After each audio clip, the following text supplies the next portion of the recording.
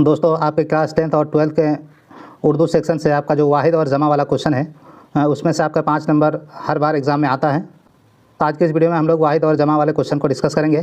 तो पहला क्वेश्चन है हमारा जज्बा, और इसका जो जमा है वो आपका जज्बात है। दूसरा है आपका इक़्तिबास, उसका जो जमा है इक़्तिबासात।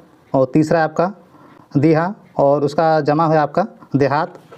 चौथा है आपका ज़ख़ीरा, और इसका जो जमा हो जाएगा आपका ज़ख़ाइर। पाँचवा है आपका बेगम, और इसका जमा हो जाएगा आपका बेगमात। और छठा है आपका खिदमात, और इसका जो आपका जमा हो जाएगा वो खिदमात। और सातवां है आपका खुतबा, और इसका जमा हो जाता है आपका खुतबात। तो हमने अपने चैनल पे वाहिद जमा से टॉप 100 क्वेश्चन को डिस्कस कर रखा है। अगर आप उस वीडियो को देखना चाहते हैं, सब्सक्राइब वाले बटन के नीचे जो लिंक दिया गया है उस लिंक पे क्लिक करके आप देख सकते हैं वाहिद जमा वाले सारे क्वेश्चंस। अगर आप लोगों को वीडियो पसंद आया है तो वीडियो को लाइक करें और चैनल को सब्सक्राइब जरूर से करें